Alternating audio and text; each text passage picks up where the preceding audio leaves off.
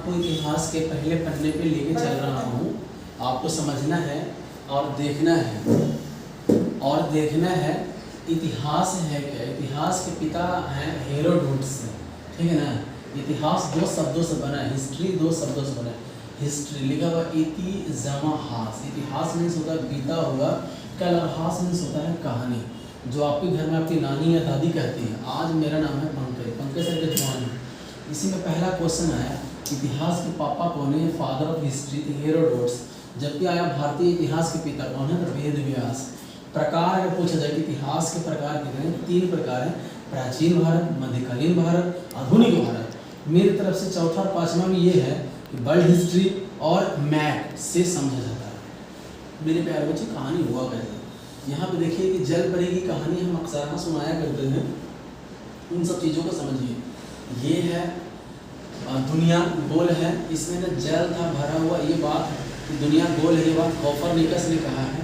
तो यहाँ पे ना जल प्लस स्थल था। यहाँ की रानी थी जल परी। जल परी का एक बेटा था, समझे कि नहीं, नोटी बॉय, और उसके पीएम था कछुआ। कछुआ का जीवन काल होता है 250 से 300 साल होता है, ठीक है। अब ये बच्चा कह रहा है कि मैं जल में नहीं रहूँगा अपनी माँ से। इसकी माँ बड़ी परेशान थी और इसने कहा कि कोई बात नहीं, हम तुम्हारे लिए अरेंजमेंट करते हैं कोई नया जगह, क्योंकि राजा रानी का बेटा है। इसकी माँ था कछुआ से कही कि महाराज आपके जीवन, यानी महाराज आपके जीवन काफ़ी समय तक रहता है, 250 से 300 साल, आप ना कुछ अरेंजमेंट कीजिए। इसने अरेंजमेंट किया, कहा कि ठीक है हम अरेंजमेंट करते हैं, कल अपने बच्चों को भेज देने को। तो ये कछुआ है, कछुआ के ऊपर इसको बैठा लिया।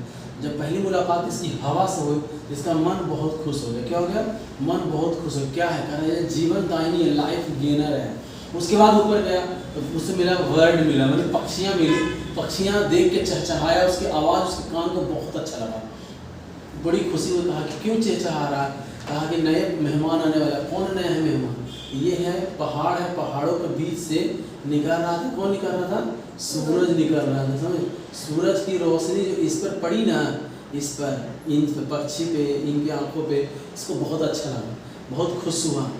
कुछ दूर बाद आगे गया था नदी, इसको मुलाकात हुई, इसमें मछलियाँ थी, ठीक है। मछली का काम है जल की सफाई करना, लेकिन आजकल इतनी गंदगी हो गया कि मछली कम की। अब क्या हुआ, इसकी माता की चिंता हो गया, इतना समय हो गया अपना मेरा बेटा आया नहीं। इसकी माँ इसे ढूंढने के लिए भेजी 2-4 देखा कि बहुत पसीने पसीने हैं। इसने ना एक वृक्ष लगा दिया, ठीक है। क्या लगा दिया, वृक्ष लगा दिया। अब वो लड़की आई नहीं ढूंढ के, लड़का आया नहीं ढूंढ के, यानी कि वो सब चीज़ें सेना होना। फिर अपनी माँ पूरी पलटन के साथ एक टीम लेके गई, ठीक है ना, जिसमें योद्धा वर्ग सबको देखा कि यार ये तो बड़ा अच्छा माहौल है, कहा यही रहने की व्यवस्था की है। कछुआ चिक्का मार रहा था, आवाज़ लगा रहा था कि प्रभु मुझे बकस दो, मैं तो मैं मर जाऊँगा। किसी ने सुनी नहीं इसकी आवाज़, इसने बस किसी का आवाज़ ने सुनी, अपना दम त्याग दिया, तोड़ दिया, समझ गए कि नहीं। और ये जीवास पाताल में चला गया, समझ गए, अंतिम छोर पर। वास्तविक हवा से संबंध टूट जाने के कारण, ठीक है ना, ये सब जीवे हैं ना, जो जीव था वो जीवास में बदल गया। किससे जो बदल गया, जीवास में बदल गया। काफ़ी समय हो गया, क्योंकि यहाँ से टीले उले निकल गए, काफ़ी समय हुआ। काफ़ी समय हुआ तो देखिए कि काफ़ी समय बाद क्या हुआ। काफ़ी समय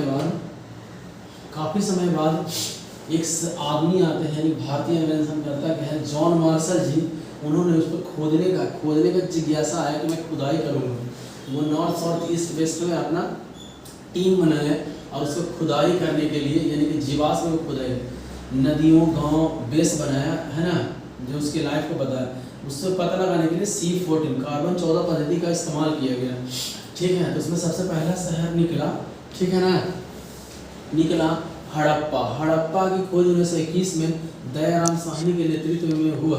यह शहर वर्तमान के पाकिस्तान के पंजाब प्रांत के माउंट गोमरी जिले में रावी नदी के बाएं तट पर स्थित है, ठीक है। यहाँ से प्राप्त अवशेष अन्नागार, श्रमिक आवास, R37 कब्रिस्तान, स्वास्तिक इत्यादि, ये वहाँ से प्राप्त हुए। मेरे प्यारे बच्चों, मेरे वीडियो देख के आपको निश्चित ही सफलता मिलेगा, और आपको मेरे साथ साथ बोलना है, समझ गए कि 5 बार 10 बार, क्योंकि पंकज सर का नारा, जो मेरा नारा है, समझे कि नहीं, पंकज सर का नारा है, ये जो मेरा नारा है मेरे प्यारे बच्चों, एक काम को कितना बार, 5 बार करना है, समझ गए कि नहीं।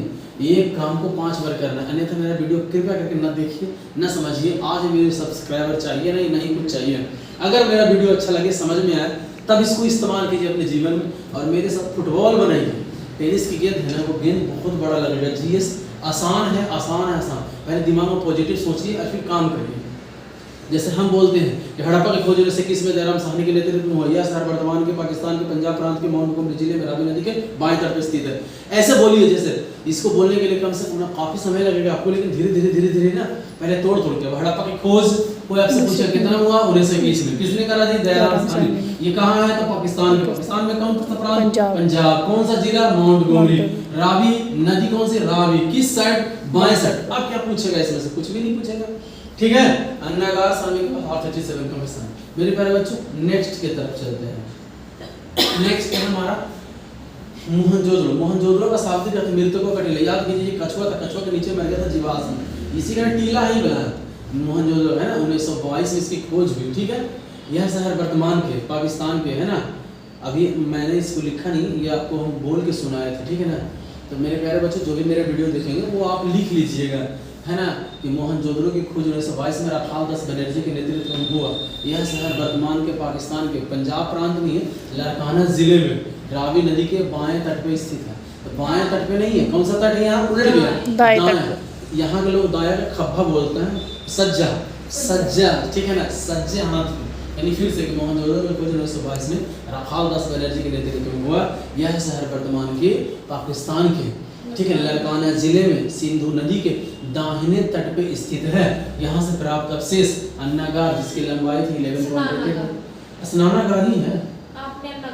अन्नागार यहाँ की सबसे बड़ी इमारत है, आगे है मन्नागार मोहनजोदड़ो की सबसे बड़ी इमारत है। यहाँ पे देखिए स्नानागार सबसे बेहतर चीज है, जिसको बोलते हैं ग्रेट बाथरूम। क्या बोलते हैं? ग्रेट बाथरूम, ठीक है। बीरहत यहाँ लिखा रहेगा, बीरहत स्नानागार, ठीक है ना, ग्रेट बाथरूम। 11.68 मीटर इसकी लंबाई थी, चौड़ाई 7.01 मीटर थी, और इसकी जो गहराई है 2.43 मीटर है।